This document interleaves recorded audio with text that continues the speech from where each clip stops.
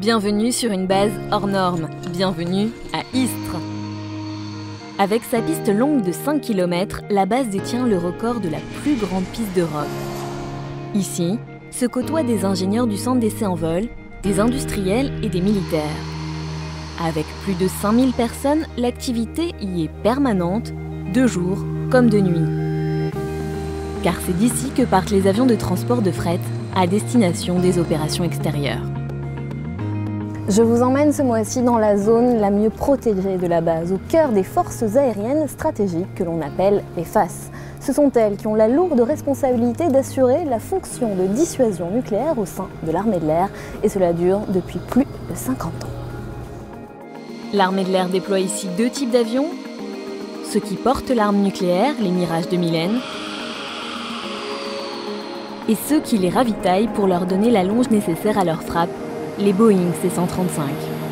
Et c'est à bord de ce Boeing C-135 que nous allons vous faire découvrir une technique impressionnante, celle du ravitaillement en vol. Mais avant, je vais rencontrer le général Steninger. Il commande actuellement les forces aériennes stratégiques.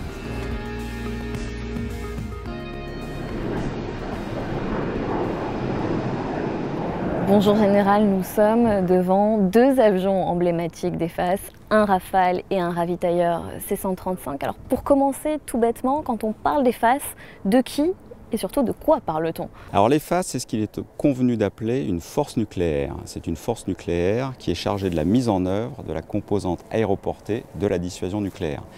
Bon, au-delà de ce vocabulaire, il faut comprendre que c'est un ensemble de militaires très entraînés qui conduit son action dans le respect de 4 exigences, des exigences qui sont à la fois intangibles et extrêmement encadrantes, qui sont la permanence, la réactivité, la garantie de sécurité nucléaire et le respect de ce qu'on appelle le contrôle gouvernemental, autrement dit garantir au président de la République qu'il pourra utiliser les moyens de la dissuasion, quelles que soient les circonstances. On évoque aussi souvent un monde un peu à part, et vous en avez un peu parlé, très exigeant. Alors un monde à part, certainement pas. Les FAS occupent une place pleine et entière au sein de l'armée de l'air. Elles ne conduisent pas leur action seules et de manière isolée. Elles ont besoin du concours de nombreux autres acteurs, qu'ils soient aviateurs ou non d'ailleurs. Je précise d'ailleurs au passage que les FAS ont également une mission conventionnelle, au-delà de leur mission traditionnelle qui est la mission nucléaire. Qu'il s'agisse de police du ciel, d'opérations extérieures, en ce moment même ces avions sont engagés en Afrique, de ravitaillement vol et même d'évacuation sanitaire. Et votre question porte également sur l'exigence. Oui, c'est vrai, nous sommes extrêmement exigeants et cela on le doit finalement à la nature hors norme à la fois de notre armement et de la mission. C'est la raison pour laquelle notre entraînement est conduit de manière extrêmement intensive, de manière très réaliste, et absolument sans concession, car il existe des domaines, et ils sont nombreux, je parlais tout à l'heure de la sécurité nucléaire, par exemple, dans lesquels il n'y a absolument aucune dérive possible. Elles existent depuis 5 décennies, ces forces. Comment voyez-vous l'avenir et comment vous le préparez aussi? Alors le bilan, effectivement, c'est notre bilan, c'est 50 ans, un peu plus de 50 ans au service de la paix, et nous espérons bien continuer à servir cette paix encore de longues années. S'agissant de l'avenir, pour nous, c'est l'arrivée dès 2018 de Rafale supplémentaires. Donc c'est le passage à une flotte tout Rafale. Vous avez cité tout à l'heure 2 avions emblématiques des FAS, le Rafale et le Boeing ravitailleur. Mais il y a également le Mirage 2000N qui cédera sa place au Rafale en 2018. Et puis 2018, ça sera aussi l'arrivée d'un nouvel avion ravitailleur. Enfin, serais-je tenté de dire, l'Airbus A330 Phénix. Il y a donc devant nous un saut qualitatif net à franchir, auquel nous nous préparons déjà, mais il y a aussi la prise en compte d'une nouvelle mission, qui est la mission de transport stratégique, qui est aujourd'hui assumée par les Airbus de l'armée de l'air. De grands défis donc. Merci Général pour cet éclairage. Je vous en prie, puis bon vol.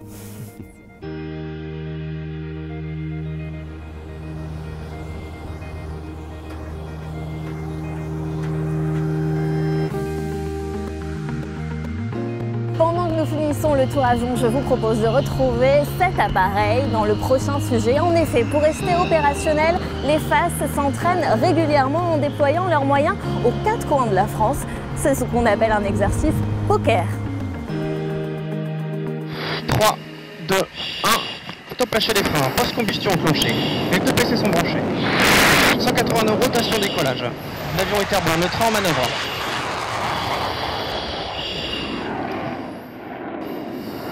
On poursuit notre montée vers le niveau de vol. Bienvenue à bord d'un Rafale biplace de l'escadron 191 Gascogne. Équipé d'un missile nucléaire ASMPA, ce chasseur a pour mission de pénétrer les lignes ennemies en très basse altitude. Le pilote et son navigateur vont bientôt procéder au tir du missile. 8 octobre 1964, les FAS prennent pour la première fois l'alerte nucléaire sur le sol français. 50 ans plus tard, les technologies ont évolué, le Rafale a remplacé le Mirage 4, mais la mission reste la même, garantir à tout prix le maintien de la paix. Pour intervenir vite et frapper juste, ces forces de l'ombre s'entraînent plusieurs fois par an à un raid nucléaire grandeur nature, l'opération Poker. L'opération Poker est l'opération aérienne la plus emblématique des forces aériennes stratégiques. Elle se déroule uniquement de nuit, 4 fois par an. Elle met en œuvre plusieurs dizaines d'appareils et à peu près 1 millier d'aviateurs sont mobilisés lors de ces opérations.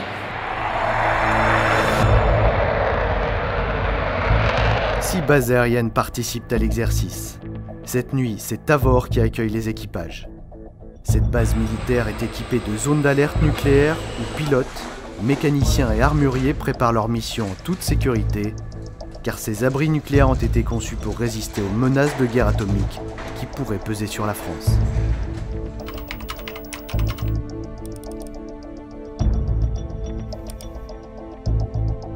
Ok, reçu, merci.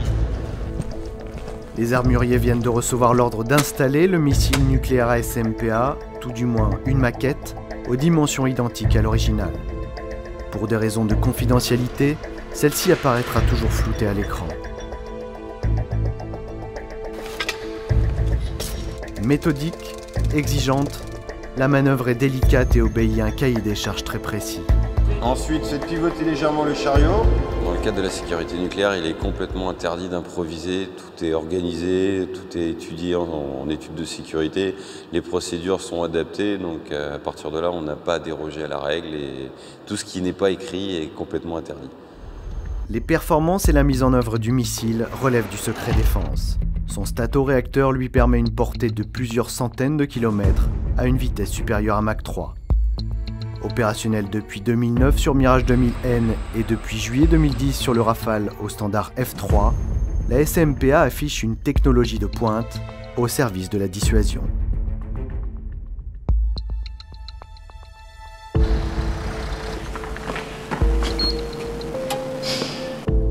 C'est depuis le COFAS, Centre des opérations des forces aériennes stratégiques, que se joue le scénario de l'opération. Il est l'intermédiaire indispensable entre les plus hautes autorités et les unités sur le terrain. Le COFAS, c'est vraiment l'outil de combat du général commandant les FAS. C'est à partir d'ici qu'il va diriger tout ce qui est planification stratégique et montée en puissance, mais également conduire le raid nucléaire une fois qu'il aura décollé et pendant toute sa phase de transit. Une soixantaine d'aviateurs veillent en permanence au bon fonctionnement et à la protection des réseaux et des télécommunications. Ils garantissent au président de la République que lui seul peut engager les forces nucléaires.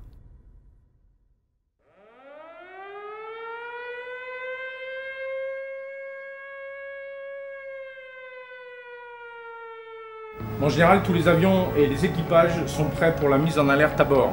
Pour tous les équipages, passage en alerte à bord immédiatement. Alerte à bord immédiatement. En général, tous les avions sont en alerte à bord. Ok, très bien, parfait.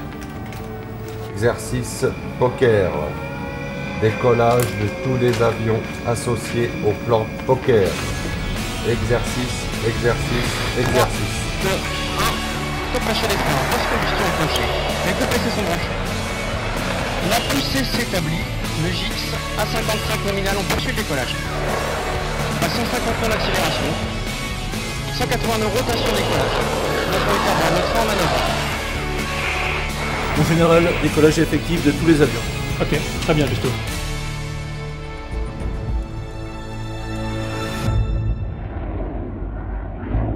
Les Mirages 2000N et les Rafales font cap vers le nord de la Bretagne.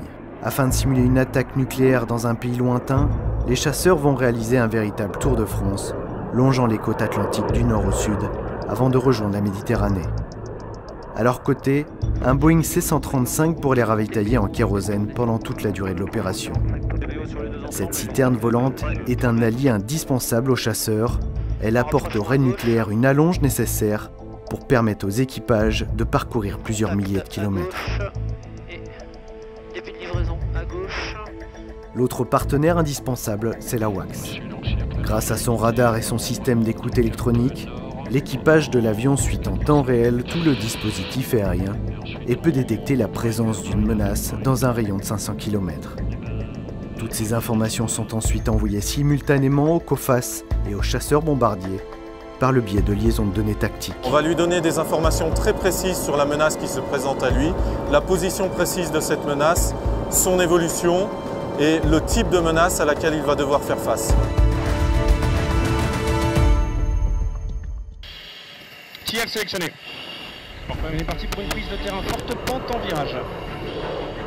C'est parti pour la prise de terrain. La prise de terrain consiste à pénétrer les lignes ennemies en très basse altitude pour échapper à la détection des radars adverses. C'est l'ultime étape avant le tir du missile. Ok, ça arrondit, les échos sont pris en compte, l'écrou s'est transformé en double disque. La prise de terrain se termine maintenant. À une vitesse de 1000 km/h et à 100 mètres du sol, les 2000 N et les Rafales sont équipés d'un radar suivi de terrain couplé au pilote automatique. L'appareil garde une altitude constante et évite les obstacles naturels. Le pilote et le navigateur en place arrière se concentrent sur les menaces ennemies et la mise en œuvre du missile ASMPA. À 10 nautiques du point de tir, l'ordre d'engagement a été confirmé. Reçu, l'engagement confirmé. Je poursuis l'accélération, tu peux lancer la LN. L'alignement du missile est lancé. La chaîne de tir est vérifiée, la position des centrales est correcte. Parfait, on poursuit vers le release point. À 2 nautiques, 1 nautique 5. Dégagement par droite à l'issue, 1 nautique. On continue notre accélération, nous sommes au paramètre de tir. 1 nautique. Point de tir, appui BRM, le tir encadré. Missile, parti. Dégage à droite.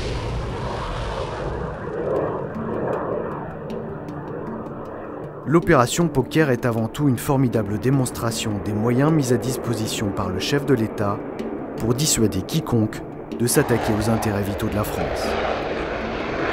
Lors de sa visite sur la base aérienne d'Istres en février 2015, François Hollande tenait à réaffirmer l'objectif primordial de la composante aéroportée. La composante aéroportée donne en cas de crise majeure une visibilité à notre détermination à nous défendre, évitant ainsi un engrenage vers des solutions extrêmes. Voilà l'intérêt des deux composantes. Si je puis dire, une qui ne se voit pas et une autre qui se voit. Indépendance, liberté, capacité à faire prévaloir nos valeurs, voilà pourquoi nous devons chaque jour assurer la permanence de la dissuasion nucléaire et être capable à chaque instant d'en améliorer encore l'organisation, le fonctionnement et les armes.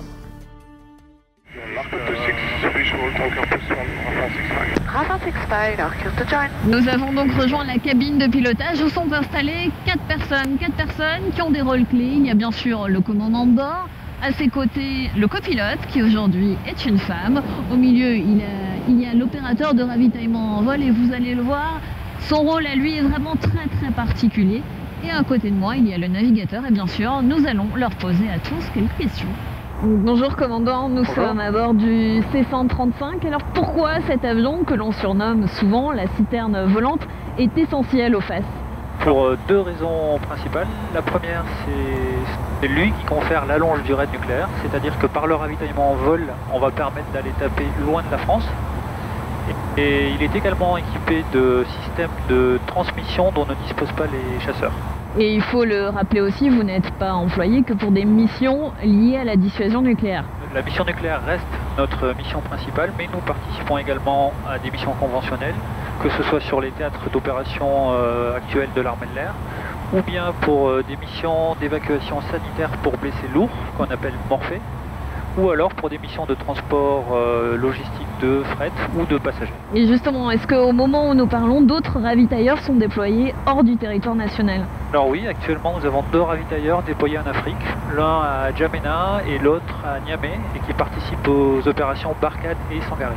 Et de vous à moi, comment ça se pilote un ravitailleur C-135? Alors, ça se pilote encore déjà, comparé aux autres avions, puisque on est un des derniers avions qui n'est pas équipé de commande de vol électrique.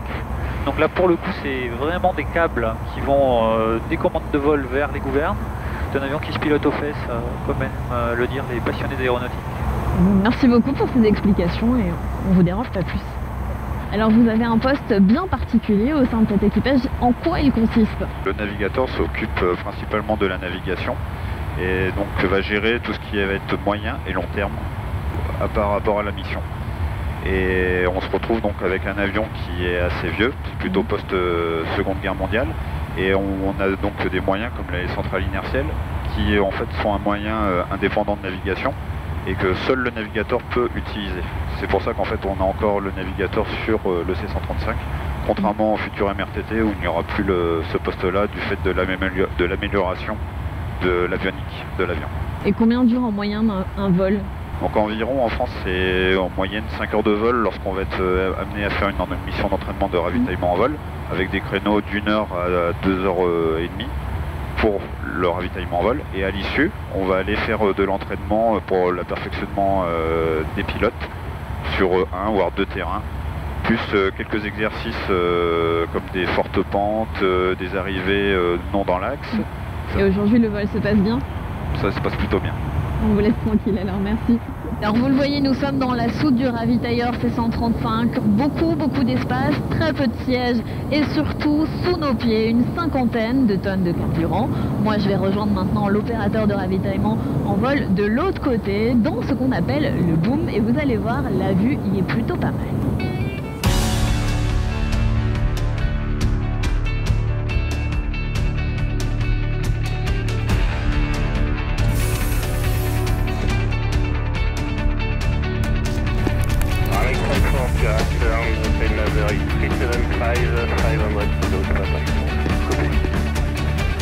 Stable à 3 mètres derrière.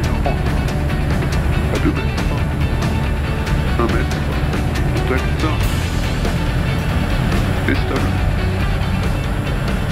Donc c'est à partir de cet endroit très exigu que vous gérez les opérations de ravitaillement en vol. Tout à fait. Et ça se passe comment alors? Alors les chasseurs viennent à quelques mètres derrière le Boeing. Nous descendons notre perche de ravitaillement en vol. Ils sont équipés d'une perche de ravitaillement qui doivent venir mettre dans le panier de ravitaillement. Pour nous donner un chiffre, combien de tonnes de carburant vous délivrez à la minute? Pour un Rafale, 1 tonne par minute, et pour un Mirage 2000, 500 kg. Et je sais qu'il y a un autre endroit sur l'avion à partir duquel on peut venir se ravitailler. Oui, tout à fait. Alors en bout d'aile, on a des pods depuis lesquels on déroule du tuyau avec un panier, c'est à peu près le même système. La différence qu'on peut ravitailler 2 avions en même temps. Et à chaque fois, c'est une opération de haute précision pour les chasseurs, j'imagine? Oui, tout à fait. Donc le panier fait un peu plus de 60 cm de diamètre. Donc assez précis pour eux. Est-ce qu'on se lasse de ce point de vue assez magique? Pas encore. Pas encore, et vous êtes à combien d'heures de vol? 600 heures de vol. Ah oui, quand même. Ouais. Merci pour la visite. Merci. 2, 2. 5, 2, 2.2, full disconnect.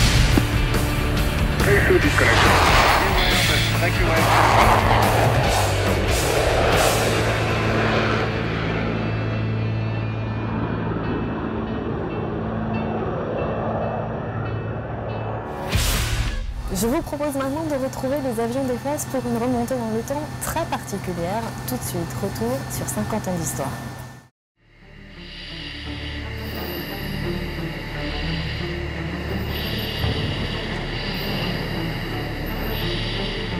J'en pars dessus, secteur nord, 14 nautiques, 8000 pieds.